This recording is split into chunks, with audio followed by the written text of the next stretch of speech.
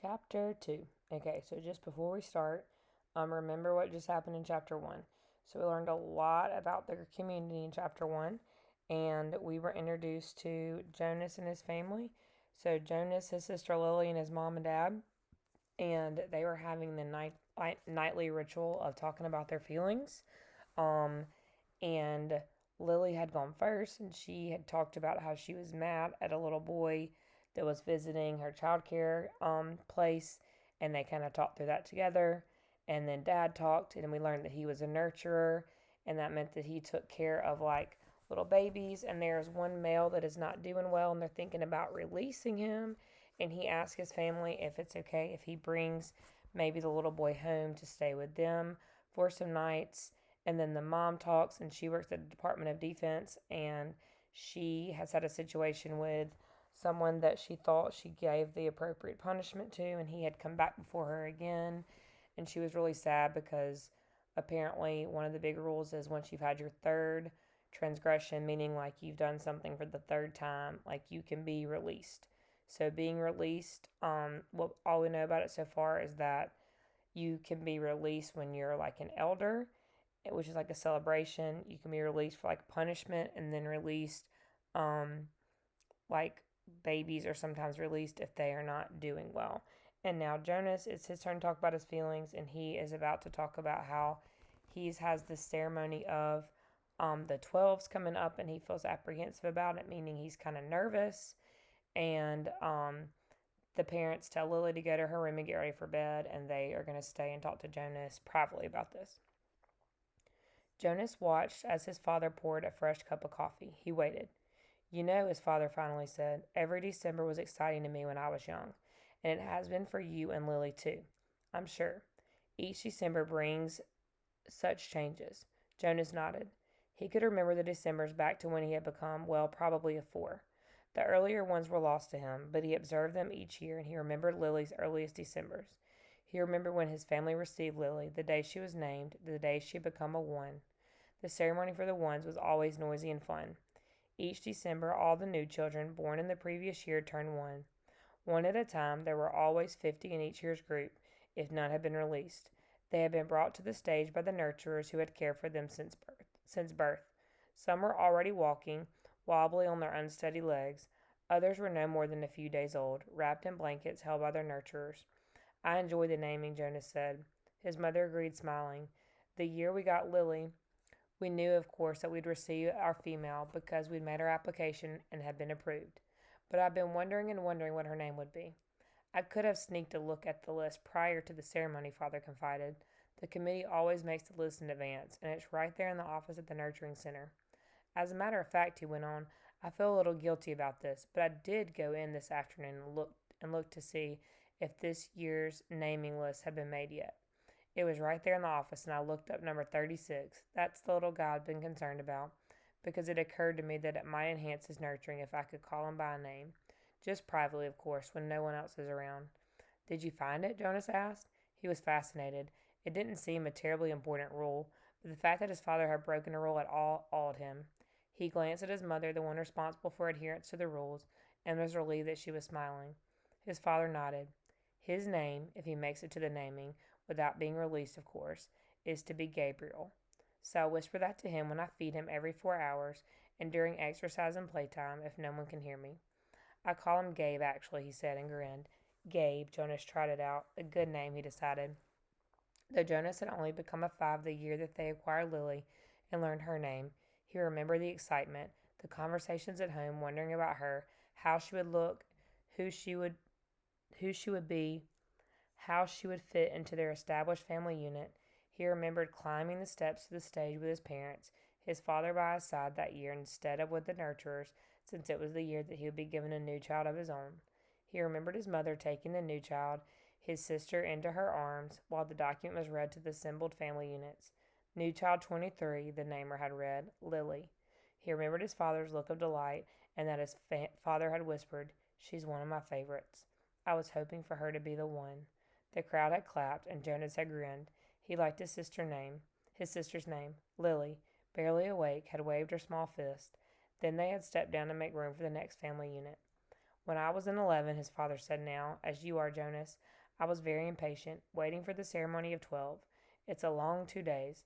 I remember that I enjoyed the ones, as I always do, but that I didn't pay much attention to the other ceremonies, except for my sister's.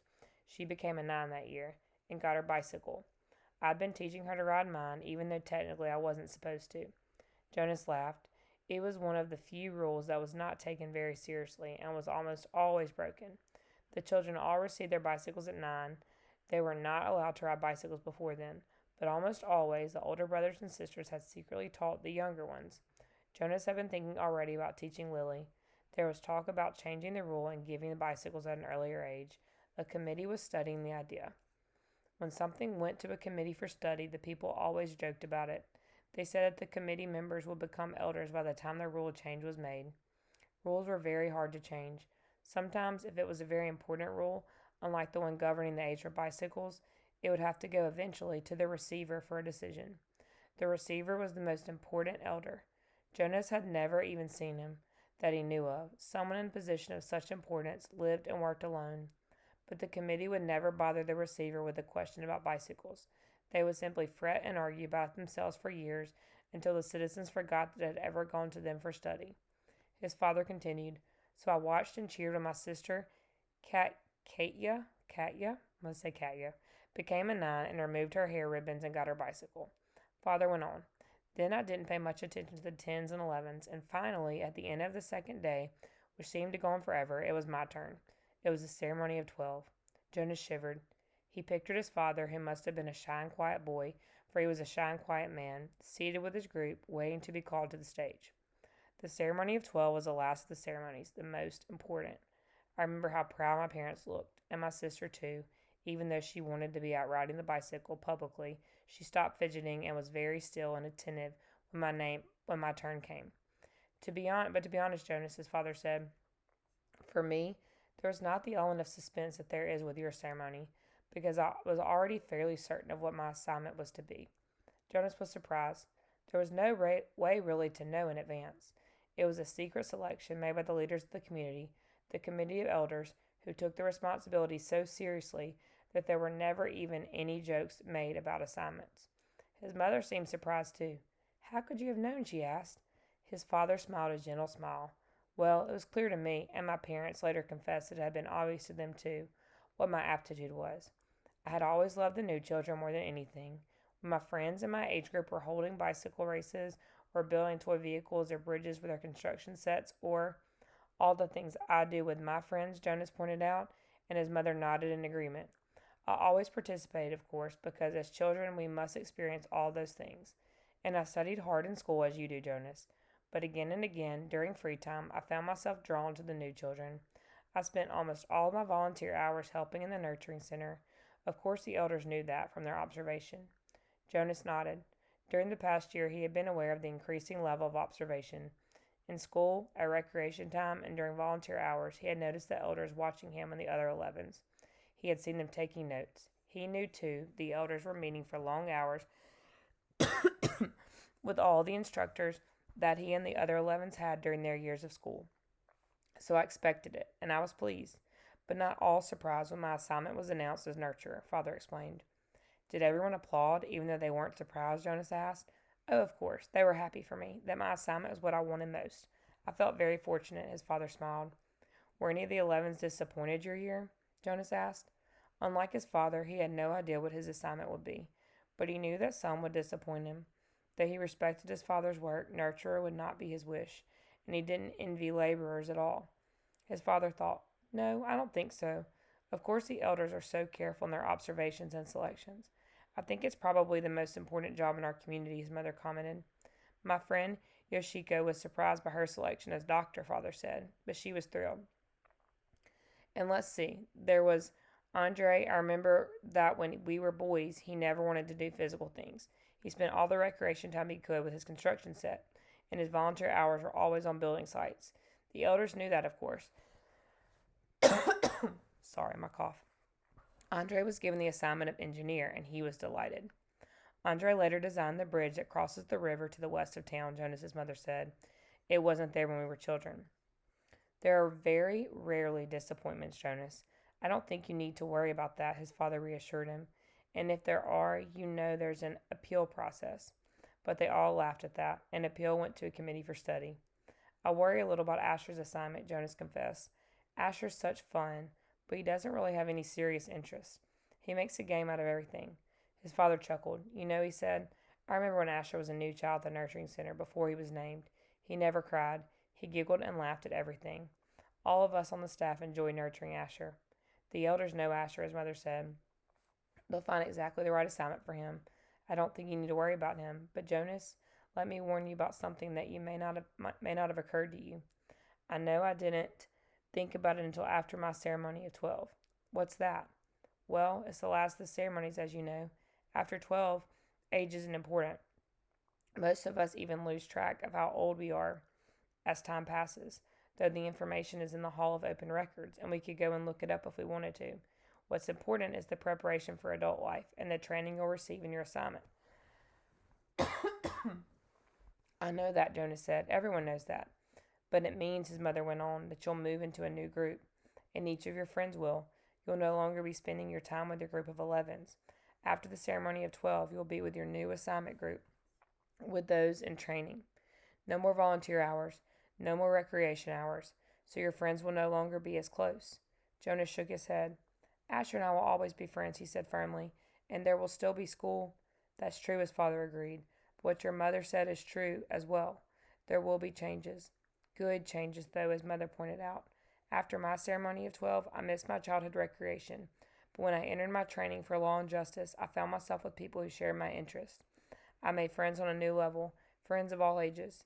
Did you still play at all after 12, Jonas asked. Occasionally, his mother replied, but it didn't seem as important to me.